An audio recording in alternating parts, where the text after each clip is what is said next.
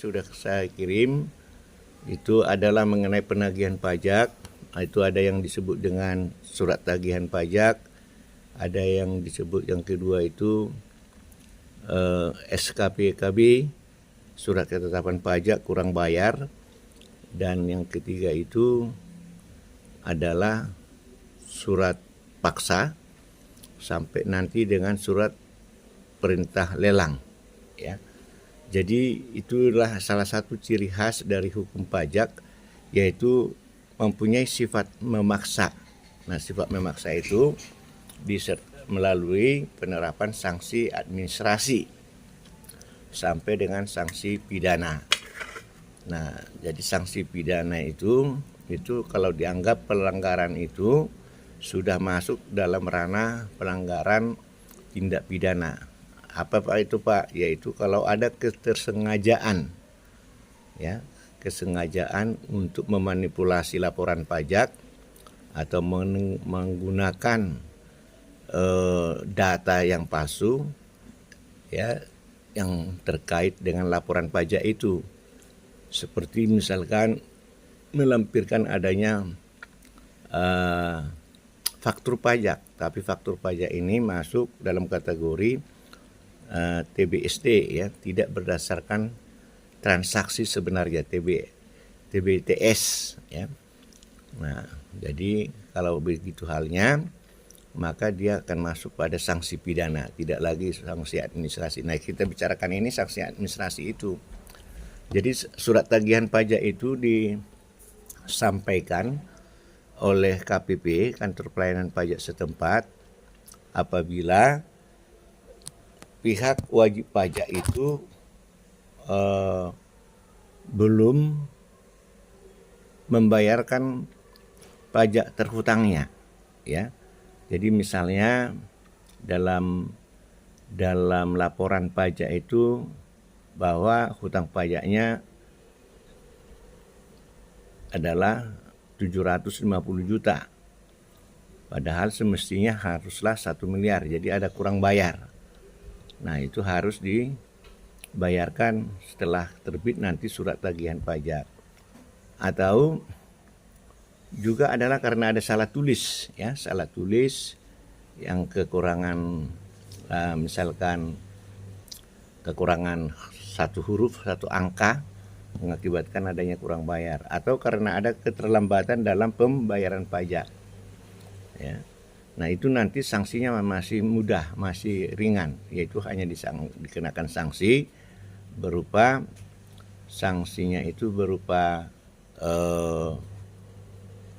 bunga sebesar 2% per bulan atas kurang bayarnya atau atas belum dibayarnya pajak terhutang, ya.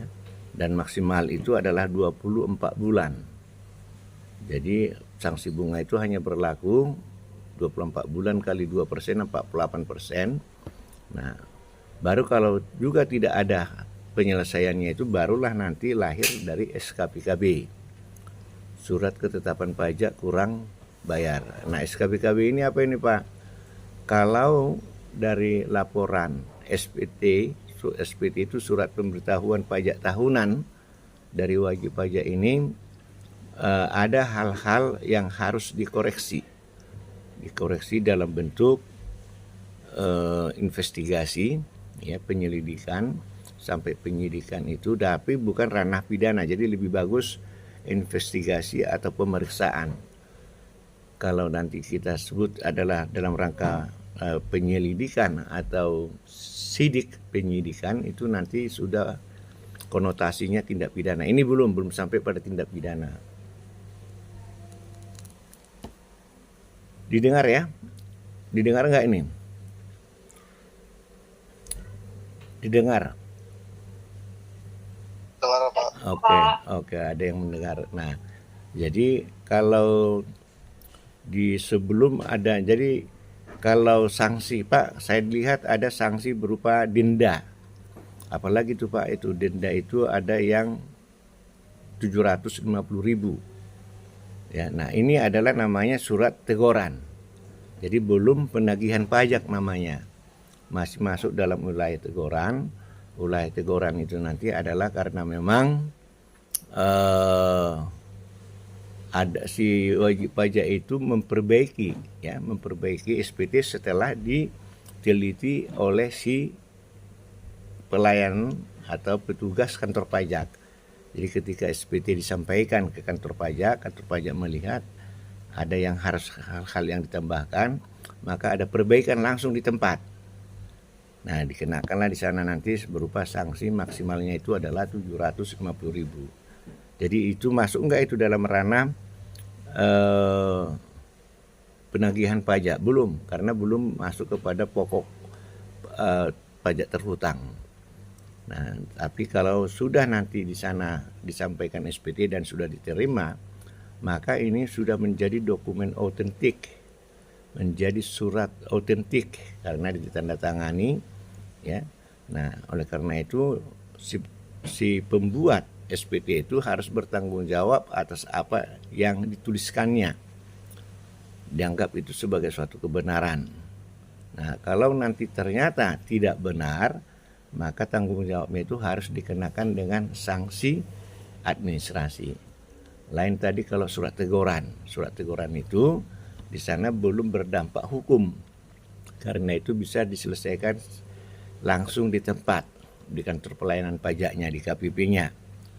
Yaitu tadi berupa perbaikan-perbaikan yang harus dilakukan oleh si wajib pajak. Nah, kalau sudah masuk penagihan pajak tadi dalam bentuk STP, surat tagihan pajak, sanksinya adalah 2% per bulan selama 24 bulan itu adalah tentang apa ini? Tentang ada salah hitung. Ada pokok pajak yang masih kurang dibayar. Itulah yang ditagih dengan STP itu. Paling lama dalam waktu 1 bulan STP diterbitkan itu sudah harus ada pembayaran. Nah, kalau tidak ada pembayaran bisa berlanjut nanti pada SKPKB, surat ketetapan pajak kurang bayar. Jadi SKPKB ini bisa terbit adalah dari satu adanya informasi yang diterima oleh kantor pajak bahwa SPT yang disampaikan itu adalah tidak benar. Yang kedua juga adalah karena kantor pajak melihat STP yang disampaikan oleh wajib pajak ini ya belum dibayar-bayarkan. Oleh sebab itu dilakukanlah pemeriksaan di sana. Nah, hasil pemeriksaan bisa berlanjut menjadi surat ketetapan pajak kurang bayar. Nah, SKPKB ini ada 2 yang diperiksa, bisa pemeriksaan lapangan, bisa pemeriksaan kantor. Pemeriksaan lapangan itu misalnya seperti di dalam SPT-nya, surat pemberitahuan pajak tahunannya, atau dalam laporan pajaknya dikatakan bahwa perusahaan ini memiliki pembiayaan yang harus dikeluarkan berupa penyusutan atas nilai pabrik, misalkan di daerah Tangerang pabriknya dengan nilai misalkan ada mesin, ada macam-macam di sana itu katakanlah sebanyak 10 miliar misalkan. Maka ini kan tidak dipotong langsung sekaligus dari dalam SPT-nya, dalam laporan pajaknya. Tetapi diapakan? Disusutkan. Jadi dia itu adalah kalau barang bergerak ya dan elektronik misalnya itu adalah penyusutannya 25% per tahun. Jadi berakhirlah itu nanti 4 tahun. Ya, tapi kalau itu adalah barang bergerak seperti kendaraan itu bisa sampai 8 sampai 10 tahun. Jadi dengan demikian kalau dia misalkan 1 miliar membeli mesin ABCD misalkan perusahaan ini di tahun pajak 2024 ini, maka laporan SPT-nya nanti kan di tahun 2025 paling lambat itu disampaikan tanggal 25 Maret. Ya, tahun 2025 itu. Nah, jadi di sana dikatakan penghasilannya misalkan 5 miliar. Penghasilan kotor, biaya-biaya, bahan baku, gaji pegawai dan seterusnya itu katakan misalkan 3 miliar. Nah, baru kemudian penyusutan nilai pabrik tadi yang saya sebutkan tadi adalah eh, 1 miliar misalnya. Nah, 1 miliar ini penyusutan itu hanya bisa sebanyak tadi 25%, berarti hanya boleh dikurangkan 250 juta. Jadi biaya yang boleh dikurangkan itu tadi adalah 3 miliar tambah 250 juta, 3 miliar 250 juta. Dari penghasilan kotornya 5 miliar. Berarti sisanya 1 miliar 750 juta. Maka dihitunglah pajaknya atas penghasilan kena pajak atau laba bersihnya, yaitu dari angka 1 miliar 750 juta dikali tarif. Tarifnya itu berlapis, berjenjang.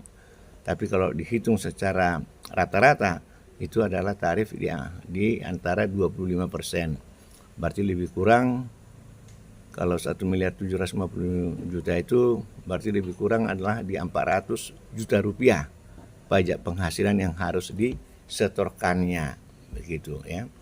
Itu cara menghitung untuk pajak penghasilan badan usaha.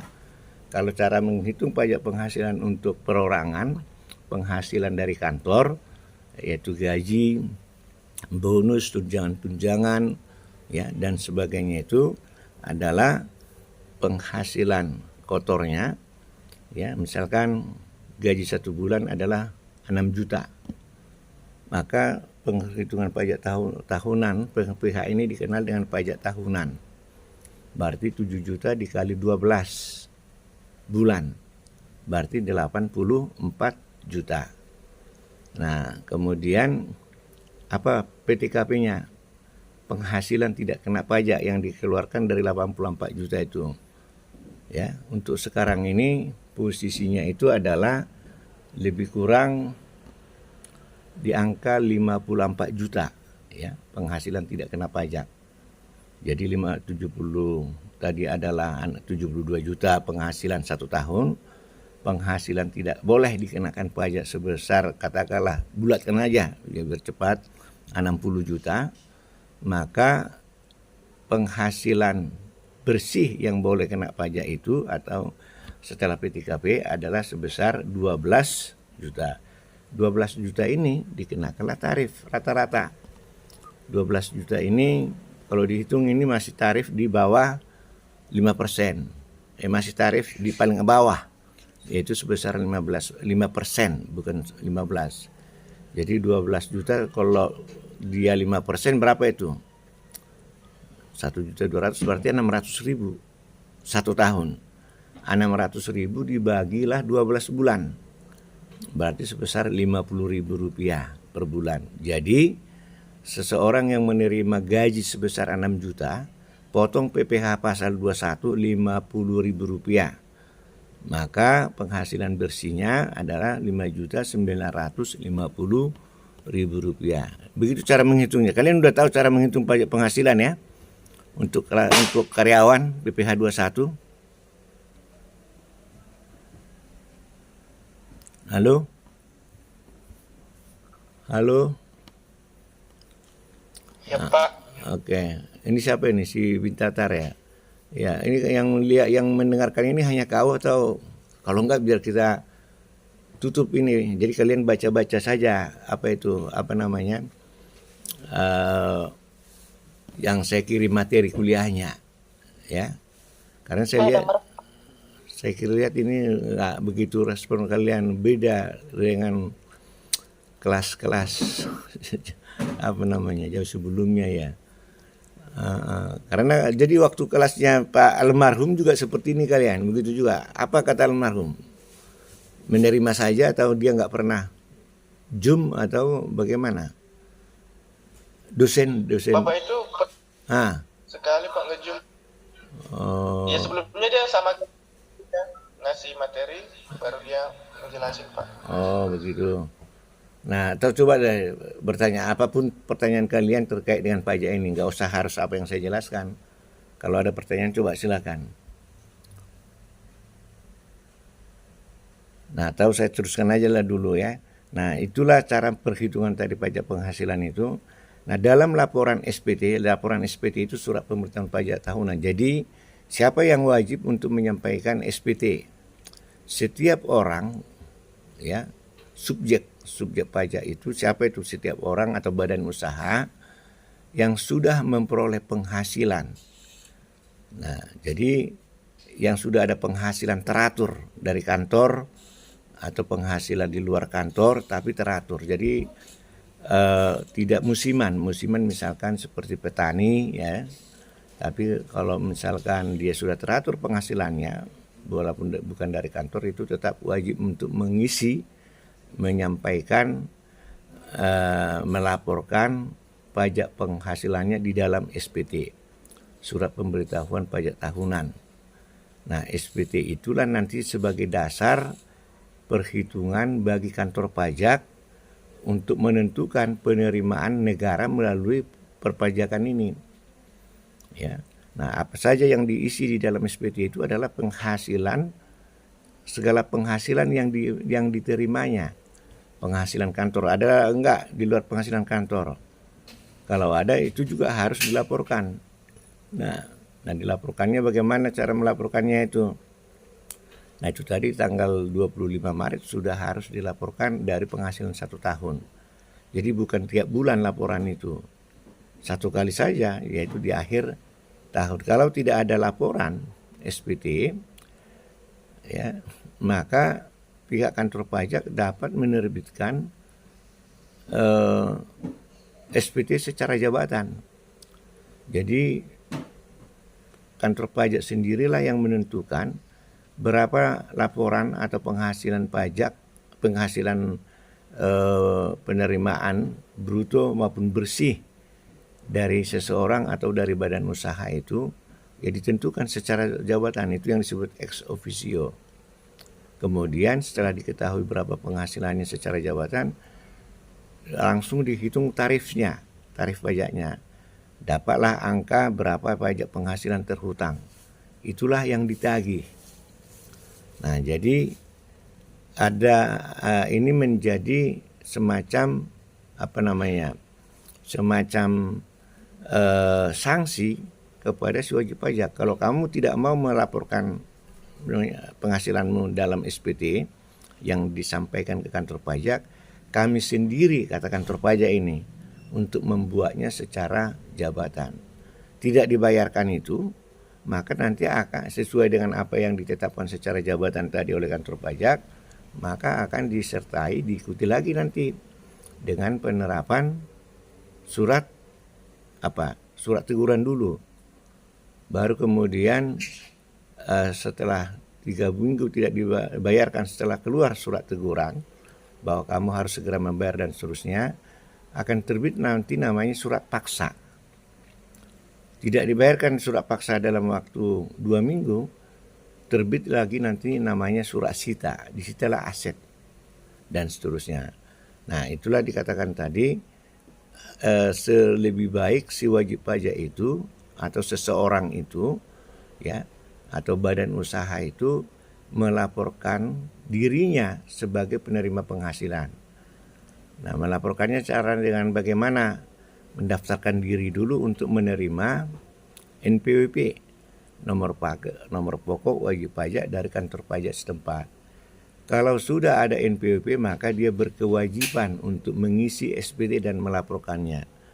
Walaupun penghasilannya itu belum cukup untuk kena pajak. Jadi ini yang disebut dengan istilah adalah SPT-nya nihil. Jadi gaji misalkan 5 juta. Penghasilan tidak kena pajaknya adalah katakan 5 juta.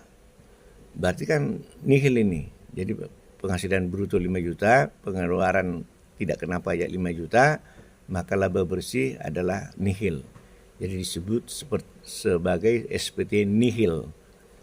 Nah, jadi pajak penghasilan itu dihitung adalah dari laba bersihnya, sisanya, bukan dari penghasilan kotornya.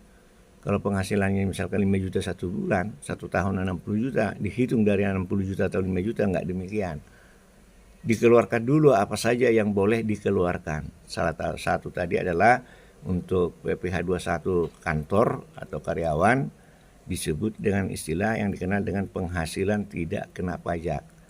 Kalau statusnya belum kawin, maka itu dihitung 1 saja untuk diri wajib pajak. Kalau 2, maka disebut status kawin.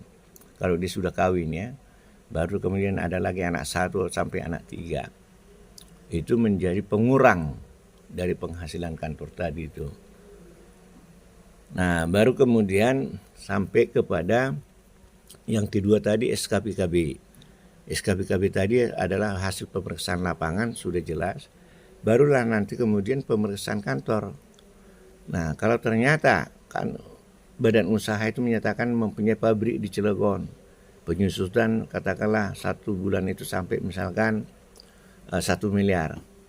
Ternyata pabrik itu sudah dijual ke orang lain, maka itu menjadi hutang pajak. Jadi nggak boleh dikurangkan lagi. Karena memang wajib pajak kan menggunakan self assessment ini, sistem self assessment, diberikan kepercayaan kepada wajib pajak untuk mengisi, menghitung, dan membayarkan sendiri pajak terhutangnya. Bebas dia. Nah, oleh karena itu bisa saja ini menjadi peluang bagi si wajib pajak untuk menyatakan yang tidak sebenarnya. Nah, kalau itu terjadi silakan juga, tetapi konsekuensinya kalau ketangkap nanti berarti dia harus membayar hutang pajak disertai dengan sanksinya.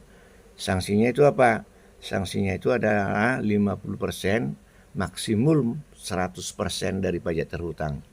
Kalau pajak terhutangnya adalah 2 miliar, maka dia harus bayar sanksi kenaikan namanya sebesar 100% dari 2 miliar. Berarti pajak terhutangnya menjadi 4 miliar. Begitu, itu konsekuensinya. Jadi pihak kantor pajak itu akan lebih intensif untuk menggunakan cara-cara metode sendiri untuk menilai, melihat manakah wajib pajak ini yang sudah sering melakukan pelanggaran-pelanggaran. Kalau itu sudah tercatat di database mereka, maka wajib pajak ini akan dipantau terus setiap tahun. Nah, itulah sebabnya ada kalanya wajib pajak yang demikian itu mengundurkan diri, ya, dengan mengganti perusahaan yang baru kembali supaya NPWP-nya dihapus, diganti dengan yang baru. Nah, saya kira demikian ya. Baik, ada lagi pertanyaan silakan sebelum kita akhiri. Jadi setengah nanti kita akhiri lah, 5 menit lagi. Ada pertanyaan?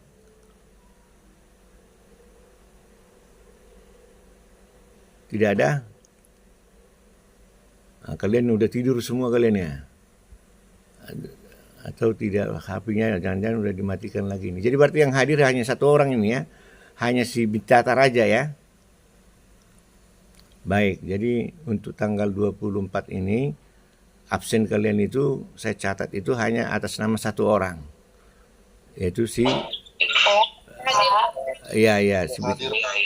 si Bitatar 1 tadi, hanya itu saya lihat kan, karena dia yang mengikuti. Jadi apa artinya kalian mengatakan hadir tetapi nggak mengikuti, jadi percuma. Jadi 1 atau 2 lah nanti ya. Baik, kalau begitu kita akhiri saja. Selamat siang, sampai minggu yang akan datang.